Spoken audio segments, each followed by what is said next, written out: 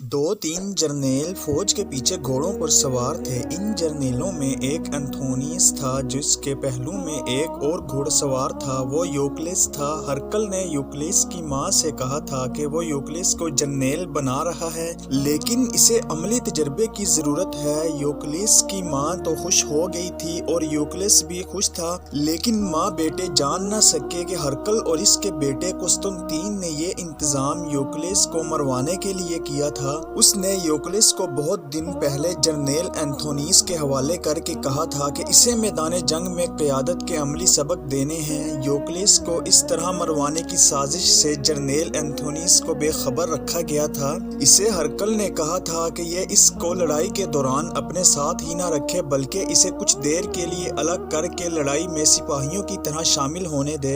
यूक्लिस को कत्ल करने का काम दो ओहदेदारों को सौंपा गया था। इन्हें बताया था कि वो इस पर नजर रखें और वो जब गुमसान की लड़ाई में जरा अलग हो जाए तो इसे कत्ल कर दें, और फिर मशहूर किया जाएगा कि यूक्लिस लड़ते हुए मारा गया है। इन ओहदेदारों से ये भी कहा गया था कि ये कत्ल एंथोनियस के सामने ना हो। यूक्लिस को पहली बार जंग में आने का मौका मिला था। वो माहिर तेगजन और बर्छीबाज था। बाजू तो इसका एक ही था, लेकिन इसी हाथ से वो तेगजनी और बर्छीबाजी के ऐसे कमालात दिखाता था कि देखने वाले हैरान रह जाते थे। वो बहुत ही खुश था कि इसे लड़ने का मौका दिया गया है। हरकल का लेक्चर खत्म हो गया था और फौज अभी वहीं खड़ी थी। हरकल घोड़े पर सवार अपनी फौज का मुआयना करने को चला। इसके साथ कुस्तुनतीन घोड़े पर सवार था। अब तो इस यूक्लिस को जिंदा रहने का हक मिलना ही नहीं चाहिए। कुस्तुनतीन ने हरकल से कहा, क्या आपने इसके जुर्म की संगीनी का अभी तक अंदाजा नहीं किया? इन कबायलियों को यहाँ से भगाने में यूक्लिस का भी अच्छा खासा हाथ है। इन्हें मेरे खिलाफ इतना ज्यादा भड़का दिया था कि मुझे ये खतरा नजर आने लगा था कि लड़ाई के दौरान ये कबायली मेरा हुक्म मानेंगे ही नहीं। मैंने अब फैसला बदल तो नहीं दिया। हरकल ने कहा, मैं इसे जिंदा रहने के हक से महरूम कर चुका हूँ। तुम अब ये सोचो कि मुसलमानों ने हमला कर दिया तो तुम इस फौज को किस तरह लड़ाओगे? कुस्तुनतीन ने बाप को यकीन दिलाया कि वो इस फौज को बड़े कारीगर तरीके से लड़ाएगा और अपनी जान भी लड़ा देगा। ये दोनों बातें करते करते यूक्लिस और एंथोनियस तक जा पहुंचे और घोड़ा रोक लिए। हरकल ने यूक्लिस की पीठ थपकी और बड़े प्यार से इसकी हौसला अफजाई की और कहा कि इस लड़ाई के बाद तुम जर्नेल होगे। अमीरुल मोमिनीन हजरत उमर रजी अल्लाह अन्हु ने साद बिन अबी वकास रजी अल्लाह अन्हु को इराक पैगाम भेजा था कि कैका बिन उमरो को 4000 सवार देकर फौरन हुमस रवाना कर दिया जाए, और वो कम से कम पड़ाव करके वहाँ पहुँचे। कैका पहले ईरान की फौजों के खिलाफ लड़ रहे थे और इन्हें शिकस्त देने में बहुत शोहरत हासिल की थी। इनकी तेज रफ्तारी तो खास तौर पर मशहूर थी। अब वो भी हुमस को इसी तेज रफ्तारी से जा रहे थे, लेकिन फासला इतना ज्यादा था कि अभी मंजिल तक नहीं पहुंचे थे। हुमस में अबू उबैदा को पैगाम मिल गया था कि कैका इनके पास 4000 घुड़सवारों के साथ पहुंच रहे हैं, लेकिन अबू उबैदा ने इनका इंतजार न किया, क्योंकि इन्होंने खालिद बिन वलीद से मशवरा करके फैसला किया था कि रोमियों की इस फौज पर फौरन हमला कर दिया जाए। इन दोनों ने ये सोचा था कि ये फौज और हरकल खुद भी सदमे की हालत में होंगे। वो 30,000 कबायली लश्कर से महरूम हो गए हैं। दूसरी सोच ये आई थी कि इस फौज को इतनी मोहलत ना दी जाए कि बजंतिया जाकर किला बंद हो जाए। मुहासरे की जंग लंबी हो सकती थी। सालार इस इलाके से वाकिफ नहीं थे जिसमें हरकल की फौज मौजूद थी। सिपह सालार अबू उबैदा ने हदीद को बुलाया। हदीद तो इस इलाके में रह कर आया था, इसलिए वहाँ के खदोखाल से ही नहीं बल्कि चप्पे चप्पे से वाकिफ था। इसने सिपह सालार को वहाँ की सरजमीन निहायत अच्छी तरह समझा दी थी। वो इलाका मैदानी नहीं, पहाड़ी और जंगलाती था। हमले और लड़ाई का प्लान इसके मुताबिक बनाया गया। इसी रोज पेशकदमी का हुक्म दे दिया गया। हदीद अपने 2-3 साथियों के साथ हरावल दस्ते के साथ गाइड के तौर पर गया। इधर हरकल और कुस्तुनतीन अभी फैसला नहीं कर सके थे कि फौज को यहीं रहने दें या बजंतिया बुलाकर किला बंद हो जाएं। यकीन के साथ नहीं कहा जा सकता था कि इन्हें ऐसी तवक्को नहीं थी कि मुसलमान पेशकदमी करेंगे या हमस में ही इस इंतजार में रहेंगे कि रोमी फौज हमला करे। तारीख से इतना पता चलता है कि हरकल बुरी तरह बौखलाया हुआ था और तजब्जुब के आलम में था। अपनी फौज को बहरहाल इस اس نے ہر وقت تیار رہنے کا حکم دے دیا تھا۔ ابو عبیدہ چاہتے تو یہ تھے کہ اچانک رومیوں پر جا پڑیں، لیکن ایسی توقع نہیں رکھی جا سکتی تھی کہ وہ رومیوں کو بے خبری میں جا لیں گے، کیونکہ ہرقل کے مخبر اور جاسوس حمص میں بھی موجود تھے اور ان کا باہر کے علاقے میں بھی موجود ہونا یقینی تھا۔ ابو عبیدہ نے اپنے لشکر کو 3 حصوں میں تقسیم کر دیا تھا۔ ایک حصے کو سیدھا جانا تھا اور 2 حصوں کو دائیں اور بائیں دور دور نکل کر جانا تھا، اور دشمن کو یہ تاثر دینا تھا کہ حملہ آور فوج یہی ہے جو سامنے سے آ رہی ہے۔ ابو عبیدہ اس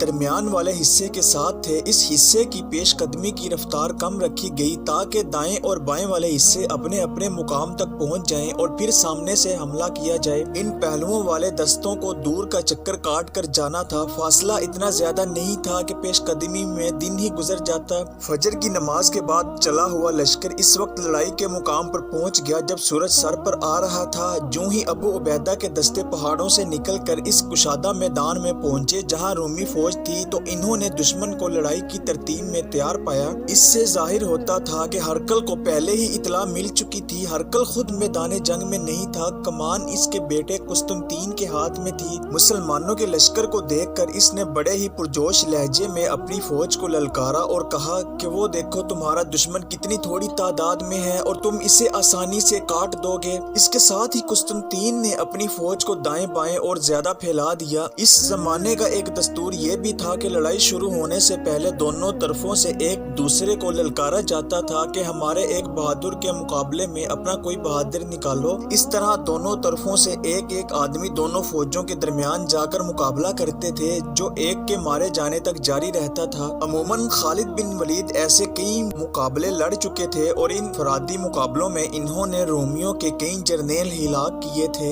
لیکن اس لڑائی میں ایسا کوئی مقابلہ نہ ہوا۔ ابو عبیدہ نے آمنے سامنے کے حملے کا حکم دے دیا اور مجاہدین نعرہ تکبیر کی گرج کے ساتھ پورے جوش و خروش سے دشمن کی طرف بڑھے۔ چند منٹوں میں ہی دونوں فوجیں گتھم گتھا ہو گئیں۔ رومیوں کا جرنیل انتھونیس یوکلس کے ساتھ ایک پہلو پر تھا۔ وہ اس طرح یوکلس کو ہر بات بتا رہا تھا جس طرح استاد اپنے شاگرد کو سبق دیا کرتا ہے۔ کیونکہ وہ جرنیل تھا اس لیے سپاہیوں کی طرح لڑ نہیں رہا تھا بلکہ لڑا رہا تھا۔ اس کے اور یوکلس کے ہاتھ میں تلوار تھی اور گھمسان کی لڑائی ان تک پہنچ رہی تھی۔ یوکلس آگے بڑھ کر لڑنا چاہتا تھا لیکن انتھونیس اسے آگے نہیں جانے دے رہا تھا۔ وہ یوکلس کو پینترے اور لڑائی کے داؤ پیچ بتا رہا تھا۔ رومی فوج جم کر لڑ رہی تھی۔ وہ تو دل اور کم حوصلہ فوج تھی کیونکہ اس پر مسلمانوں کی دہشت پہلے ہی طاری تھی۔ توقع نہیں تھی کہ رومی فوج اس طرح لڑے گی، لیکن وہ شاید اس خیال سے جم گئے تھے کہ مسلمانوں کی تعداد خاصی تھوڑی تھی۔ قسطنطین اس کو بڑی اچھی طرح کنٹرول کر رہا تھا اور فوج کو دائیں بائیں طرف لانے کی کوشش میں بھی تھا کہ پہلوؤں سے مسلمانوں پر حملہ کیا جائے۔ اس کے مطابق ابو عبیدہ مجاہدین کو بھی پھیلاتے جا رہے تھے۔ اس طرح گھمسان کی لڑائی وہاں تک جا پہنچی جہاں انتھونیس اور یوکلس تھے۔ انتھونیس لڑائی میں الجھ گیا اور اس کی توجہ یوکلس سے ہٹ گئی۔ وہ دیکھ نہ سکا کہ یوکلس جوانی کے جوش میں بھول گیا تھا کہ وہ جرنیل تو نہیں لیکن جرنیلی حیثیت کا آدمی ہے۔ وہ تیغ زنی کے جوہر آزمانا چاہتا تھا۔ وہ ایک ہی ہاتھ سے لڑ رہا تھا اور گھوڑے کی لگام اپنے منہ میں لے رکھی تھی۔ یہی اس کا کمال تھا کہ وہ گھوڑے کو بھی اپنے قابو میں رکھے ہوئے تھا اور لڑ رہا تھا۔ انتھونیس نے دائیں بائیں دیکھا کہ اسے یوکلس اپنے ساتھ نظر نہ آیا۔ وہ پریشان ہو گیا، پریشان بھی اتنا کہ وہ لڑائی کو بھول گیا اور یوکلس کو ڈھونڈنے لگا۔ یوکلس جلد ہی اسے نظر آ گیا اور انتھونیس نے گھوڑا اس کی طرف دوڑا دیا۔ انتھونیس نے دیکھا کہ 2 مسلمان گھڑ سوار 2-3 رومی گھڑ سواروں کے تعاقب میں گھوڑے دوڑاتے یوکلس کے قریب سے گزر گئے تھے۔ یوکلس نے اپنا گھوڑا ان کے پیچھے ڈال دیا۔ انتھونیس فوراً اس تک پہنچ کر اسے روکنا اور اپنے ساتھ رکھنا چاہتا تھا۔ اس نے دیکھا کہ 2 رومی گھڑ سوار یوکلس کے پیچھے جا رہے تھے۔ انتھونیس نے یہ عجیب منظر بھی دیکھا کہ قسطنطین اس طرف آ گیا تھا اور اس نے ایک جگہ گھوڑا روک لیا تھا۔ وہ اس فوج کا کمانڈر تھا اور اسے اس وقت فوج کے پیچھے یا درمیان میں ہونا چاہیے تھا۔ اس کے ساتھ ایک سوار علمبردار تھا اور صرف 2 محافظ تھے۔ وہ یوکلس کو مسلمان سواروں کے پیچھے جاتا دیکھ رہا تھا۔ ایک رومی سوار یوکلس کے قریب ہو گیا اور تلوار اس طرح بلند کی جیسے یوکلس کو مارنا چاہتا ہو۔ انتھونیس یوکلس کے بالکل قریب پہنچ گیا تھا۔ اس نے جب دیکھا کہ اپنا ہی ایک سوار یوکلس کو تلوار مارنے لگا ہے تو انتھونیس نے گھوڑا اور تیز کر کے تلوار اس طرح رومی سوار کے پیٹ میں اتار دی جس طرح برچھی ماری جاتی ہے۔ ایک اور رومی سوار یوکلس کے گھوڑے کے دوسرے پہلو پر تھا لیکن ذرا آگے تھا۔ انتھونیس نے دیکھا کہ وہ اپنا گھوڑا یوکلس کے گھوڑے کے ساتھ کر کے اسے روکنے کی کوشش میں تھا۔ صاف پتہ چلتا تھا کہ وہ یوکلس کو مارنا چاہتا ہے۔ انتھونیس نے اپنا گھوڑا اس کی طرف کر لیا اور رومی سوار اسے دیکھ نہ سکا کیونکہ اس کی توجہ یوکلس پر تھی۔ انتھونیس نے اس کے دائیں کندھے پر تلوار کا ایسا زوردار وار کیا کہ اس کا بازو جسم سے الگ کر دیا۔ اس کی تلوار اسی ہاتھ میں تھی۔ انتھونیس نے یوکلس کو اپنے ساتھ لیا اور ایک طرف لے گیا۔ انتھونیس نے پرواہ ہی نہیں کی کہ قسطنطین نے اس کی یہ کارروائی دیکھی یا نہیں۔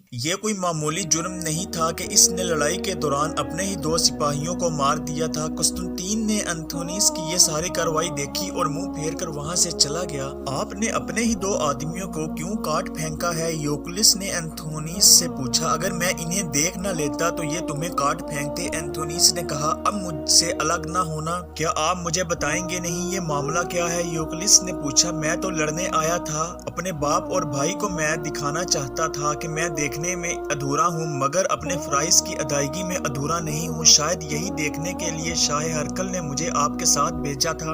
نہیں میرے بیٹے، انتھونیس نے کہا، تمہارے باپ اور بھائی نے تمہیں یہاں قتل کروانے کے لیے بھیجا تھا اور قتل ان 2 آدمیوں نے کرنا تھا جو تم تک پہنچ گئے تھے اور ایک کی تلوار تمہاری گردن کے درمیان تھوڑا سا فاصلہ رہ گیا تھا اور دوسرا سوار اپنا گھوڑا تمہارے گھوڑے کی گردن سے لگا کر تمہیں روک رہا تھا۔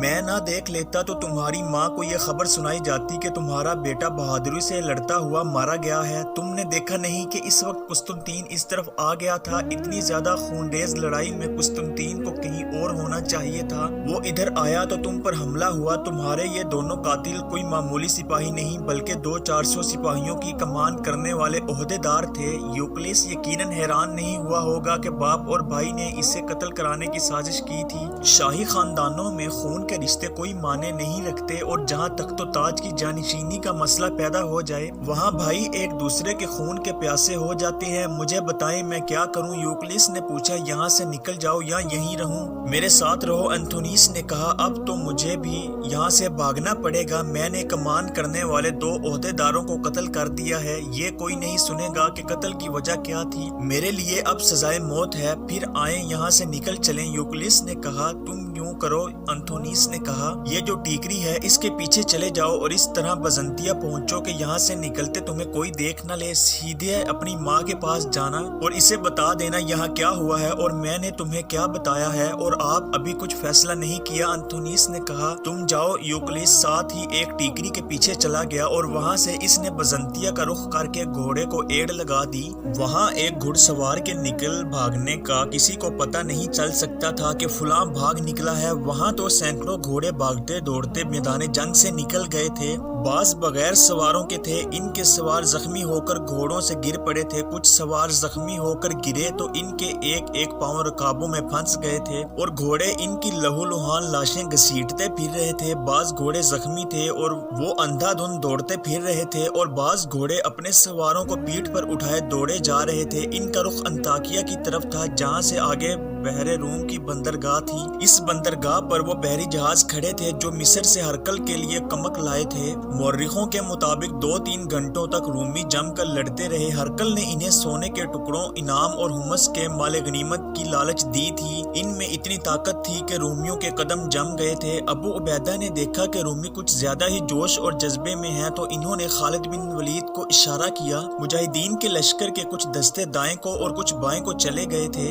یہ خالد بن ولید کی زیر کمان تھے۔ انہوں نے ان دستوں کو ایسی خوبی سے پہاڑیوں کے پیچھے چھپا دیا تھا کہ رومی ان سے بے خبر رہے۔ پیش قدمی کے دوران انہیں دور سے ہی پہاڑیوں کے اندر بھیج دیا گیا تھا کہ خالد بن ولید کی ایک خصوصی چال ہوتی تھی جس سے انہوں نے اپنے سے کئی گنا طاقتور دشمن کو کئی میدانوں میں بہت بری شکستیں دی تھی۔ یہاں بھی انہوں نے رومیوں کو یہی دھوکہ دیا۔ ابو عبیدہ نے اشارہ کیا تو خالد بن ولید نے دائیں بائیں قاصدوں کو یہ پیغام دے کر دوڑا دیا کہ ٹوٹ پڑو۔ پہلوؤں کے ان دستوں کے کمانڈر بے تابی سے اس حکم کے منتظر تھے۔ وہ پیچو تاب کھا رہے تھے کہ ان کے بھائی لڑ رہے ہیں، اپنا اور دشمن کا خون بہا رہے ہیں اور وہ پہاڑیوں کے اندر آرام سے چھپے بیٹھے ہیں۔ آخر انہیں حملے کا حکم ملا۔ دشمن کے دونوں پہلوؤں سے پہاڑیوں کے اندر سے گھوڑے سر پر دوڑتے اس طرح نکلے جس طرح سیلاب بند توڑ کر غراتا ہے، ٹھاٹھیں مارتا باہر آتا ہے اور جو کچھ بھی سامنے آتا ہے خس و خاشاک کی طرح بہا لے جاتا ہے۔ کچھ گھڑ سوار رومیوں کے عقب میں چلے گئے۔ قسطنطین کے لیے دو ہی راستے رہ گئے تھے،